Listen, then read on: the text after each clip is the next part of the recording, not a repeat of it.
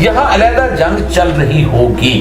پھر ایک اور اس کے اندر حدیث بڑی امپورٹنٹ ترین چیز حدیث آتی ہے کہ بیت المقدس سے کچھ فوجیں جو ہیں نصرت کے لیے روانہ کی جائیں گی اس علاقے. اس کا مطلب یہ ہے کہ وہاں عیسیٰ ابن مریم جو ہیں وہ غلبہ پا چکے ہوں گے. تو جہاں پر جنگ چل رہی ہوگی تو نصرت کی جائے گی. تو آپ نے فرمایا کہ وہ جو سامان ہوگا نا ہند کا خزانہ وہ بیت المقدس پہنچایا جائے گا. یعنی کہ کیپٹل بیت المقدس ہوگا. بیت المقدس ہونا ہی ہوگا. لیکن بیت المقدس وہ واحد شہر ہے کہ جس کے بارے میں اللہ کے قرآن پاک میں اللہ تبارک تعالیٰ فرماتے ہیں کہ بارکنا حولہ، ہم نے اس کے ماحول میں برکت رکھی اور اسی نے سینٹر سٹیج بننا ہے ایک دن. کیونکہ اس سینٹر سے اس لیے بنے کہ تمام انبیاء یہاں پر آئے ہیں. رسول اکرم صلی اللہ علیہ وسلم کا معراج یہیں پر ہوا ہے. تمام انبیاء اور اس سے حضرت عیسیٰ علیہ السلام نے اس کے جو فائنل جو ہے ٹرننگ آؤٹ پوائنٹس جو ہے یہیں پر ہوتے ہیں. تو میں فیصل آباد میں گفتگو کر رہا تھا تو مجھے ایک نوجوان نے کہا کہ یہ غزوہ کیسے ہوگا. غزوہ تو ہوتا جس میں حضور شریک ہو، تو جس میں حضور شریک نہیں ہوتے تھے تو ان جنگوں کو سریہ کہا جاتا تھا. تو یہ غزوہ کیسا ہوگا جبکہ قرب قیامت میں ہوگا؟ تو میں نے کہا یہ غزوہ اس معنی میں ہوگا کہ حضور علیہ الصلوۃ والسلام کی روحانی تائید اور آقا کریم علیہ الصلوۃ والسلام کی روحانی شرکت اس غزوے میں ہوگی اور حضور خود قیادت فرمائیں گے. تو غزوہ ہند کیوں کہا؟ غزوہ کیوں کہا؟ آپ صلی اللہ علیہ وسلم نے کہا کہ کون ہے جو مجھ سے وعدہ کرتا ہے کہ میں اپنا اس میں حصہ لوں. آپ صلی اللہ علیہ وسلم نے باقاعدہ وعدہ کیا، انہیں سے بیعت لی. جس غزوے کی جس جنگ کے لیے رسول اللہ بیعت لے لیں اس کا مطلب یہ ہے کہ رسول اللہ کی شرکت تو ہوگی. ٹھیک ایک طے ہو گیا نا. آپ نے اس میں ابو ہریرہ نے کھڑے ہو کے وعدہ کیا. پہلی بات تو یہ کہ اس دھرتی سے حضور علیہ السلام کو خاصی محبت اور انس تھا. ایک روایت جس کو امام حاکم نے اپنی مستدرک میں روایت کیا ہے کہ آقا کریم علیہ الصلوۃ والسلام کو اس دھرتی سے، اس جگہ سے جو پیار کی کہانی ہے اس کو حضرت اقبال نے ایک جگہ بیان کیا کہ میرے عرب کو آئی ٹھنڈی ہوا جہاں سے، میرا وطن وہی ہے، میرا وطن وہی ہے. تو حضرت علی روایت کرتے ہیں اطیب ریح فی الارض الہند، سب سے مقدس خوشبو جو محسوس کی گئی وہ ہند کی خوشبو تھی، سب سے زیادہ طیب اور ستھری. اور یقیناً اس دھرتی سے ہی غزوہ ہند لڑا جائے گا. اس کے بعد نام آتا ہے پاکستان کا. یہ ہے میری اور آپ کی داستان اور یہ ہے سبب جس کی وجہ سے کہ میں آپ سے یہ گفتگو کر رہا ہوں. اصل میں تو کس لیے؟ محض ایک علمی استفادہ، محض اپنی بات آراء کو ظاہر کرنے کا شوق نہیں، بلکہ یہ کہ اپنی ذمہ داری ہم پہچانیں کہ ہم کس مقام پر کھڑے ہیں. دیکھیے اس پاکستان کے بارے میں یا ہندوستان کے بارے میں علامہ اقبال نے کہا تھا اپنے ترانہ ملی میں، میرے عرب کو آئی ٹھنڈی ہوا جہاں سے، میرا وطن وہی ہے، میرا وطن وہی ہے. اور مجھے بتایا گیا کہ سنن ابی داؤد میں یہ روایت موجود ہے کہ حضور نے فرمایا کہ ہندوستان کی طرف سے مجھے ٹھنڈی ہوا آتی ہے. اگرچہ مجھے وہ حدیث ابھی نہیں ملی ہے لیکن حزب التحریر کا ایک کارڈ مجھے ملا تھا، تو اس میں اس حدیث کا اور اس میں ابن داؤد ابو داؤد کا روایت کا حوالہ موجود تھا. تو اسی وجہ سے 92 ہجری کے اندر امام نفس زکیہ کے بیٹے عبداللہ شاہ غازی جو ہیں وہ وہاں سے چلے تھے اور یہاں کے پڑاؤ ڈالا تھا سندھ میں، کیونکہ سندھ نے لڑنا ہے ہند کے ساتھ. خراب سندھ.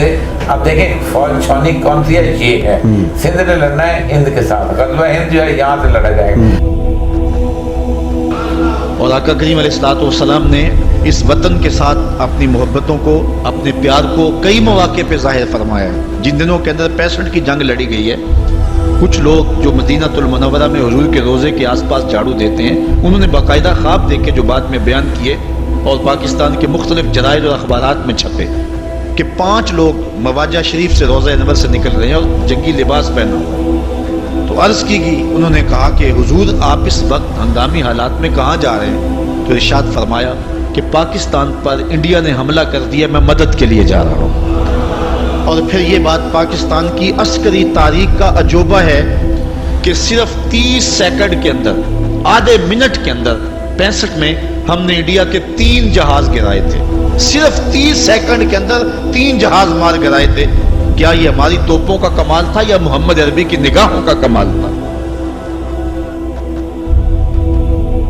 بات کہ جب ہم کہتے ہیں نا مملکت خدا داد پاکستان، ایک نظریے کی بیس کے اوپر ایک ملک کا بننا، اور اس 53 اسلامی ملکوں میں سے پاکستان کو یہ اعزاز ملنا ایٹمی قوت ہونے کا، باقیوں کے پاس پیسے کی کمی نہیں تھی، بہت سے امیر ترین ملک تھے، تیل کی دولت تھی، ہم اپنے وسائل جتنے بھی ہیں ہمارے، اس کے باوجود ہم نے دنیا میں ایک ایٹمی قوت ہونے کا اعزاز حاصل کیا. یہ بھی اسی غزوے سے جڑی ہوئی چیز ہے کہ مجھ سے پوچھا تھا لوگوں نے ایک دو یونیورسٹیز میں، جب انہوں نے پوچھا کہ آپ کے پاس پیسہ نہیں ہے، کچھ نہیں ہے، تو آپ نے یہ کیوں پڑھا؟ میں نے کہا دیکھیں بات سنیں، کپڑے کی دکان میں کپڑا ہوتا ہے، آٹے کی دکان میں آٹا ہوتا ہے، صحیح ہے، چینی کی دکان میں. میں نے کہا یہ بنیادی طور پر یہ گیرزن ہے رسول اللہ صلی اللہ علیہ وسلم، تو گیرزن میں اسلحہ ہی ہوگا اور کیا ہوگا. خاص طور پہ اللہ تبارک تعالیٰ نے اس کو تو ایک تو یہ بیٹا جان پاکستان کے ایٹم بم کو چھوٹا نہ سمجھو، بات ہم نے کہی تھی، غور سے سنو اس بات کو. مشرق اور مغرب میں اگر مسلمانوں کی عزت تھوڑی سی بچی ہوئی ہے تو اس وجہ سے کہ پاکستان کے پاس ایٹم بم ہے.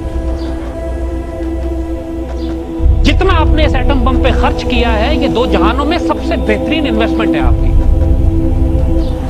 اگر اسرائیل کو کوئی روکے ہوئے ہے کہ وہ مسلمان ملکوں کو ہڑپ کر کے مدینے تک نہیں آ جاتا تو آپ کے ایٹم بم کے خوف سے. اگر انڈیا کو کوئی روکے ہوئے ہے ملیشیا سے لے کر کابل تک اپنا قبضہ نہیں کر لیتا تو آپ کے ایٹم بم کے خوف سے. اور پاکستان کو اللہ نے بنایا کیوں تھا؟ اللہ کے رازوں کو سمجھو. اس پاکستان کو اللہ نے صرف اس لیے بنایا تھا کہ غزوہ ہند لڑنا ہے. حضور کی اس حدیث نے پورا ہونا ہے کہ ہندوستان پر مسلمان دوبارہ قبضہ کریں.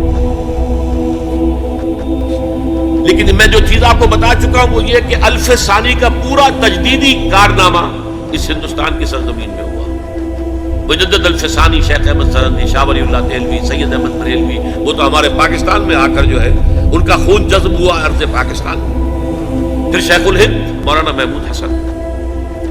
تحریک خلافت چلی تو صرف ہندوستان میں چلی اور کہیں نہیں چلی. آزادی کی تحریک چلی پوری دنیا میں، وہ نیشنلزم کی بنیاد پر چلی، ملے نیشنلزم، عرب نیشنلزم، ترک نیشنلزم. ہمارے ہاں چلی تو اسلام کے نام پر پاکستان کا مطلب کیا؟ لا الہ الا اللہ. پھر پاکستان قائم ہوا معجزے کے طور پر، بلکہ نازل ہوا ہے لیلۃ القدر میں.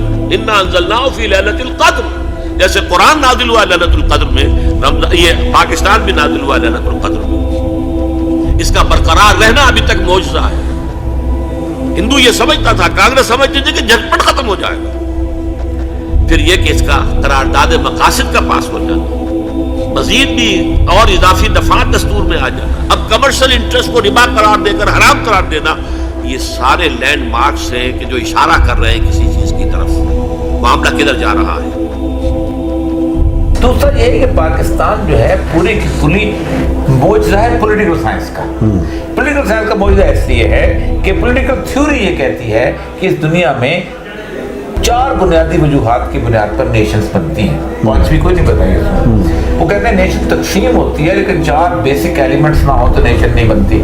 رنگ، زبان، نسل اور علاقہ. بالکل. ایک علاقے کے اندر جتنے لوگ ہوتے ہیں وہ سارے مل کے ایک قوم بن جاتے ہیں. ایک نسل کے جو لوگ ہوتے ہیں وہ ساری دنیا میں جو ہوتے ہیں وہ قوم بن جاتے ہیں. ایک زبان بولنے والے بھی ایک قوم بن جاتے ہیں. اس طرح انہوں نے قوموں کی ڈیفینیشن بتائی ہے.